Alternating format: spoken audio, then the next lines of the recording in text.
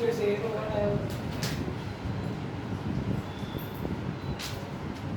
आज हम लोग पढ़ेंगे एक्सेलरेशन, है ना। Acceleration is the ratio of change in velocity to change, अब चुप रहे, change in velocity upon change in time. तो vector a is del v is nothing but change in velocity, and del t is the change in time. So vector a is v2 minus v1 upon v2 minus v1. अब basically acceleration में दो तरीके के होते हैं, average acceleration होता है और इंस्टेंटेनियस एक्सेलरेशन होता है। एवरेज एक्सेलरेशन उन्होंने जो ऊपर ग्राफ बनाया है उन्होंने बताया है कि विद रिस्पेक्ट टू प्लेन, ये प्लेन में किसी एक पार्टिकल का मोशन हम इस पाथ से बता रहे हैं। अब particle is moving in this way, एक पार्टिकल इस तरीके से क्या कर रहा है, मूव कर रहा है। एक पर्टिकुलर इंस्टेंट पे उस पार्टिकल की वेलोसिटी टेंजेंट होती है, तो इस पर्टिकुलर पॉइंट पे इसकी वेलोसिटी टेंजेंट होगी। यस और no? Getting my point? At point B the vector of velocity is tangent to the curve, ये कल मैंने बताया था। तो पी पॉइंट पे वेक्टर बी जो होगा वो इस कर्व पे टेंजेंट होगा। आई बात समझ में? Getting my point? अब उन्होंने बोला है यदि ऐसा होता है तो तुमको ये पता है एवरेज एक्सेलरेशन का हमारे पास फॉर्मूला होगा, सब लिखा हुआ है। एवरेज एक्सेलरेशन का हमारे पास फॉर्मूला होगा del v by del t, जो ऊपर अपन ने लिखा है। और यदि इसको कंपोनेंट्स के फॉर्म में लिखूं तो change in velocity in the direction of x in del t time, change in velocity in the direction of x, इसका मतलब ये होता है, plus change, this represent change in velocity in the direction of y in del t into j. yes or no? तो इसको अपन लिख सकते हैं, इसको अपन बोल सकते हैं acceleration in the direction of x plus acceleration in the direction of y.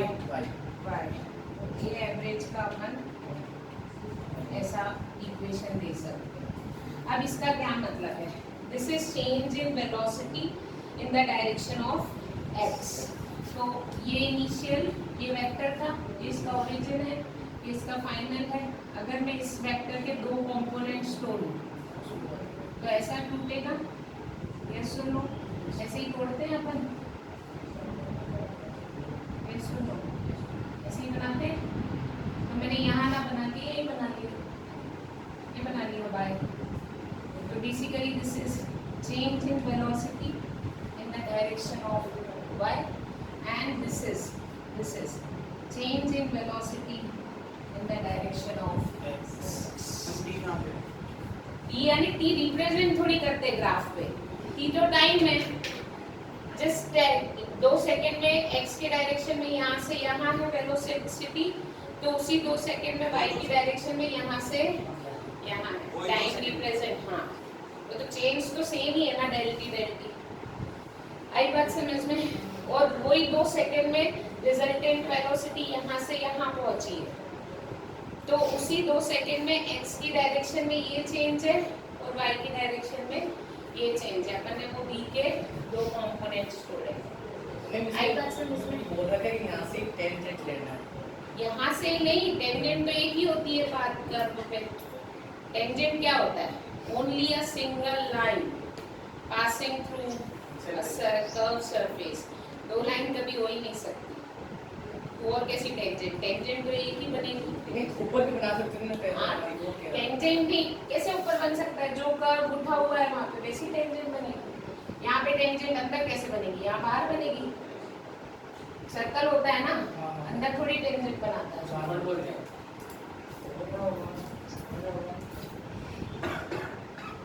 ठीक है, गेटिंग माय पॉइंट। तो उन्होंने बोला है a इज इक्वल्स टू, हम लोग लिख सकते हैं ax को हम लिख सकते हैं dv बाय dt ax को हम लिख सकते हैं b in the direction of bx, velocity in the direction of x को जब डिफरेंशिएट करेंगे, इसका क्या मतलब है, इस velocity in the direction of x को जब टाइम के रिस्पेक्ट में डिफरेंशिएट करोगे तो acceleration in the direction of x मिलेगा।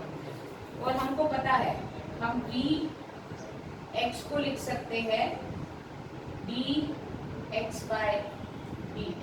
v को, v क्या होता है, change in position in the direction of x upon change in time, displacement. तो ये फॉर्मूला किसका है, वेलोसिटी का। वेलोसिटी होता है change in position in the direction of x upon change in time. तो एक्सेलरेशन को पोजीशन का, यदि तुमको पोजीशन की इक्वेशन दी है और उसका तुम डबल इंटीग्रेशन डबल डिफरेंशिएशन कर दोगे तो तुमको क्या मिल जाएगा, एक्सेलरेशन। जैसे कल अपन ने s की इक्वेशन निकाली थी, s ऑफ t की, देखिए एक फॉर्मूले में ऐसा कुछ ऐसी निकाली थी। फिर हमको वेलोसिटी निकालना था तो हमने ds by dt कर दिया। अगर मान लो यहाँ पे तुमको एक्सेलरेशन निकालना होता ना, तो ये जो वेलोसिटी आती है इसको डिफरेंशिएट, तुम उस इक्वेशन को दोबारा डिफरेंशिएट कर देते हो तो तुम्हारा क्या आ जाता, सही बात समझिए।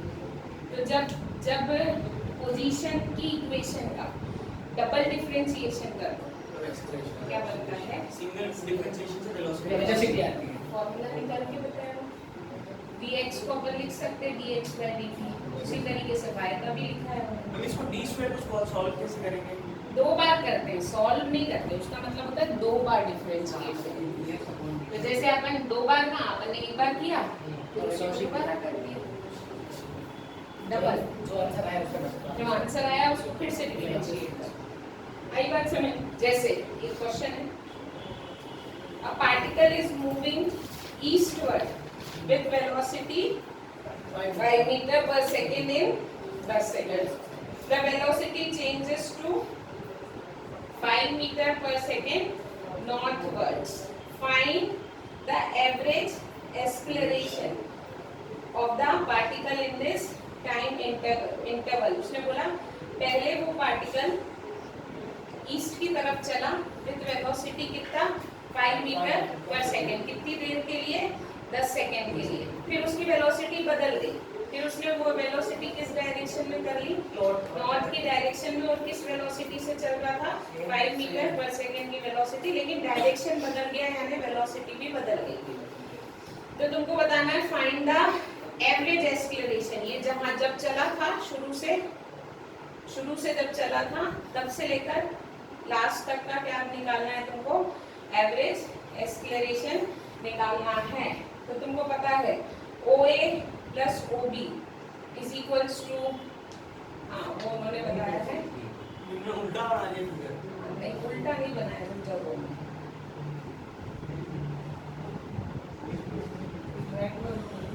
सही लगा है, OA प्लस AB OB बनाया। हाँ, वो उसने बोला है A पे आने के बाद वो नॉर्थ की तरफ जा रहा है, इसलिए शायद वो एरो ऐसा लिया है। क्वेश्चन में यही बोला है ना, उल्टा बनाया, ऐसे बनाया, इधर बनाना, पहले ईस्ट में फिर उसके बाद नॉर्थ में। नॉर्थ में, हाँ सही, पहले ईस्ट में फिर हाँ, नॉर्थ में, तो वो उसने इधर वेक्टर ले लिया, तो कोई बात नहीं। तो उसका माइनस का स्क्वायर करेंगे वो पॉजिटिव ही आएगा। सही बोल रहा है। उसने वैसे बोला कि वो यहाँ पे चला है ईस्ट की डायरेक्शन में, कितना, 5 मीटर पर सेकेंड की वेलोसिटी से 10 सेकेंड के लिए, फिर वो नॉर्थ की तरफ चला, ठीक है। तो तुमको बताना है रिजल्टेंट। तो उसने ये वाला वेक्टर इधर बना लिया इसके पैरेलल, y की डायरेक्शन, समझा। तो बेसिकली करके देखो, ये वाले से करके देखो अपने। According to triangular law of vector addition OA plus OB अरे नहीं, OA plus AB same order के अंदर है।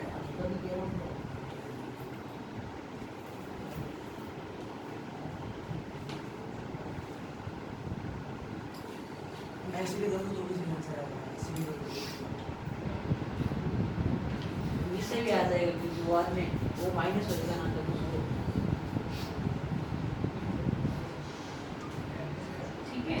दिस इज ऑल्सो 5 मीटर पर सेकेंड। यहाँ पे अपना होगा OAB। यहाँ ट्रायंगुलर लॉ से हम लिखेंगे OA plus AB is equals to OB। Yes और नो? ये हो जाएगा B1 plus B2 is equals to OB। Change in velocity. B1 negative ले लेंगे ना, क्योंकि इस साइड है नेगेटिव एक्स एक्सिस पे। कौन सा नेगेटिव एक्स एक्सिस? ये जो OA है, पीछे वाले क्वेश्चन में नेगेटिव लेते हैं अगर लेफ्ट हैंड साइड में है। अभी कहाँ लेफ्ट हैंड साइड? अच्छा, मतलब ये वेक्टर के यदि ये इधर है हाँ, मैं नेगेटिव तो माइनस लिया है। उस तरह से भी आ जाएगा पक्का बताओ? हाँ तुमने करके देखा है? करके देने का ट्यूशन में दिया है ऐसे दिया है नहीं होगा ऐसा। हो जाएगा। कैसे होगा? B2 इसको प्लस B2 माइनस मेरे ख्याल से वो क्वेश्चन में ये कहना चाह रहा है कि उसके पास दो डायरेक्शन की वेलोसिटी। मेरे को ऐसा लग रहा है। लेकिन इसने स्टेटमेंट दी ना, velocity changes to this in north direction, मतलब पहले यहाँ गया फिर उसके बाद वहाँ पे गया।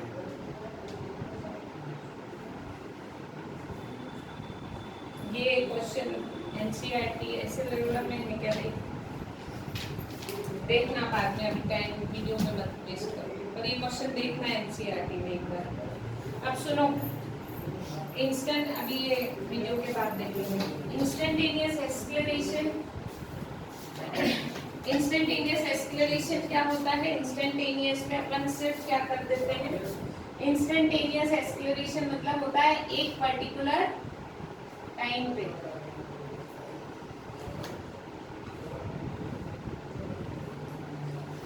इंस्टेंटेनियस मतलब एक पर्टिकुलर टाइम पे एक्सेलरेशन क्या होगा। तो एक्सेलरेशन का फॉर्मूला होता है del v by del t। यदि अपन उसमें लिमिट लगा दें तो वो क्या बन जाता है? इंस्टेंटेनियस। तो limit del t tends to 0 del v upon del t is, बाद में करना हो, dv by dt। Getting my point? ये होता है। तो हम यहाँ पे ए की इक्वेशन लिख सकते हैं, dvx upon dt i plus dv by upon dt j। ai is equals to axi plus a by j। This is a vector. इसका यदि मॉड निकालना हो अब मैं ग्राफ समझाऊंगी। ax स्क्वायर प्लस, अब अपन ग्राफ समझते हैं। वो जो चार ग्राफ बनाए नीचे पढ़ के आए हो, वो चार ग्राफ बोल दो, समझ में नहीं आया? बोल दो बोल दो। पढ़ के पढ़ाएंगे। समझ में आया क्या? नहीं आया ना? थोड़ा बहुत। देखो, इस पर्टिकुलर टाइम पे वेलोसिटी v1 थी ये। आफ्टर सम टाइम t से q हो गया, और इस पॉइंट पे वेलोसिटी थी, थोड़ा सा अलग ले लेते हैं, नहीं तो तुमको वेक्टर समझ में नहीं आया, नीचे ले लेते हैं। तो ये हो गई ऐसे। तो बेसिकली दिस इज, तो एट पॉइंट p पे वेलोसिटी का वेक्टर ऐसा था। ये जो है, ये जो लाइन ऐसी है, ये पाथ बता रही है, वेलोसिटी नहीं बता रही। वेलोसिटी पाथ के कर्व पे टेंजेंट होता है। तो at point P when time is equals to 0, the velocity is v1. When time is t, velocity is 2 and the point is q. आगे बात समझ में? एक्सेलरेशन क्या होता है? Change in velocity upon change in time. तो acceleration का direction क्या होगा ये देखना है हमको। तो मैंने ये वेक्टर को उठा के यहाँ बना दिया। यस और नो? ये वेक्टर को उठा के इसके ऊपर बना लिया। यस और नो? बस this is change, this is change ना। What is this vector? v2 minus v1 and v2 minus v1 is what? Acceleration. Acceleration का डायरेक्शन ये होगा, बनाया है उसके ऊपर। अबाउट टी में अरे टी नहीं लिखते ग्राफ में, बार बार बता दिया मैंने। टी का कोई डायरेक्शन होता है क्या? ए का डायरेक्शन v2 और v1 से डिसाइड होता है। टाइम का क्या लेना देना है? Time is a vector quantity. मैं तो यहाँ पे ये बता रही हूँ कि ए का डायरेक्शन कैसे डिसाइड हुआ। जो ऊपर वहाँ पे वेक्टर बनाया हुआ है ए ग्राफ के ऊपर, ये बनाया हुआ है ना एरो, बनाया हुआ है। ये एरो कहाँ से आया? मैं ये बता रही हूँ कि ये एरो कहाँ से आया। ये एरो आया है, दिस इज द वेक्टर, इसको ट्रायंगुलर लॉ लगाया है दो वेक्टर का, तो इसको मैंने अलग से उठा के यहाँ बना लिया, इसको मैंने इसके पैरेलल यहाँ बना लिया। ये जो वेक्टर होगा basically this shows the change, और जो चेंज का डायरेक्शन होता है वो ही एक्सेलरेशन का डायरेक्शन होता है। आई बात समझ रहे हैं? Getting my point? दूसरा ग्राफ देखो, दूसरे ग्राफ में उनके बीच का गैप कम कर दिया, मतलब P और Q पॉइंट पास पास आते जा रहे हैं। क्यों? क्योंकि इंस्टेंटेनियस एक्सेलरेशन के लिए हमको डेल T 0 करना होता है। तो हम डेल T 0 मतलब ये इसको पास पास लाते जा रहे हैं। कल भी यही किया था, टाइम कम किया था तो PQ का पॉइंट पास पास आता जा रहा था। तो देखो सेकेंड ग्राफ में P और P2 और पास में आ गए, तो वो वेक्टर थोड़े से टेढ़े हो गए होंगे। नीचे वाला वेक्टर तो ऐसे ही रहा होगा, P तो यही है, ये वाला वेक्टर थोड़ा थोड़ा बदलता जा रहा होगा। तो वो वेक्टर बदलने से V1 तो हमेशा ऐसे ही है, V2 का डायरेक्शन थोड़ा थोड़ा कुछ तो भी बदलता जा रहा होगा। यस और नो? तो एक्सेलरेशन का डायरेक्शन भी थोड़ा थोड़ा बदलता जा रहा है। यस और नो? आखिरी में जाके उन्होंने बिल्कुल P पे ही ले आए, वो गैप कम कर दिया, तो वेलोसिटी का डायरेक्शन वो होगा। तो A परपेंडिकुलर नहीं है, वो दिख रहा है, परपेंडिकुलर नहीं है। वो A का डायरेक्शन कैसे डिसाइड होता है? दो वेक्टर के रिजल्टेंट से चेंज जिस डायरेक्शन में हो रहा है। मतलब उसने सिर्फ लास्ट ग्राफ में ये बताया है कि if instantaneous velocity is in this direction, then acceleration is not in this direction, it is somewhere else in the direction of change। वो ये नहीं बता रहा है कि B पे A परपेंडिकुलर है, उसको परपेंडिकुलर मत लेना। यहाँ पे A का परपेंडिकुलर कोई लेना देना नहीं है, वो सिर्फ मुड़ता जा रहा है एक्सेलरेशन का वेक्टर थोड़ा थोड़ा। तो हमने लास्ट ग्राफ में ये बताया है कि B के डायरेक्शन में तो एक्सेलरेशन नहीं होगा, एक्सेलरेशन होगा समवेयर एल्स देन वेलोसिटी। थोड़ा सा टेढ़ा भी हो सकता है, 92 भी हो सकता है, 95 भी हो सकता है। आगे बात समझ में? Getting my point? तो basically this is how the acceleration graph is drawn. Okay, हाँ, अब नीचे नोट लिखा है,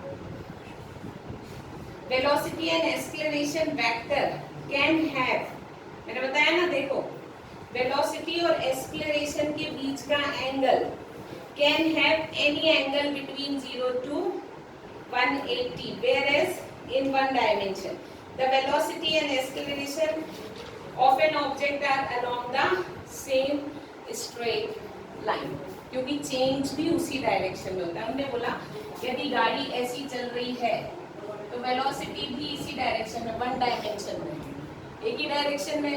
तो v1 इस पाथ पे वेलोसिटी थी v1, यहाँ पे वेलोसिटी थी v2, तो चेंज भी इसी डायरेक्शन में होगा। तो एक्सेलरेशन का भी वही डायरेक्शन होता है जो वेलोसिटी का होता है, वन डायमेंशन में, जो अपन ने थर्ड चैप्टर में पढ़ा। लेकिन 2 डायमेंशन या 3 डायमेंशन में वेलोसिटी और एक्सेलरेशन के बीच का एंगल 0 से लेकर 180 के बीच में कुछ भी हो सकता है, इसलिए मैंने बोला था वो 90 नहीं है। आई बात समझ में? Getting my point? अब नेक्स्ट क्वेश्चन पढ़ो, ये एनसीईआरटी का। सुनो, आज थोड़ा सा कम समझ में आएगा, थोड़ा सा क्या, थोड़ा घबराहट ही होएगी, पर ठीक है, धीरे धीरे यूज्ड हो जाएंगे। आज तो अब लेट है थोड़ा, चैप्टर भी ऐसा इम्पोर्टेंट है थोड़ा। R is what is vector are?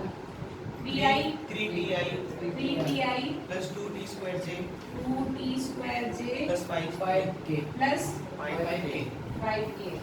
ये तुमको पोजीशन वेक्टर दिया हुआ, तुमको क्या बोला है?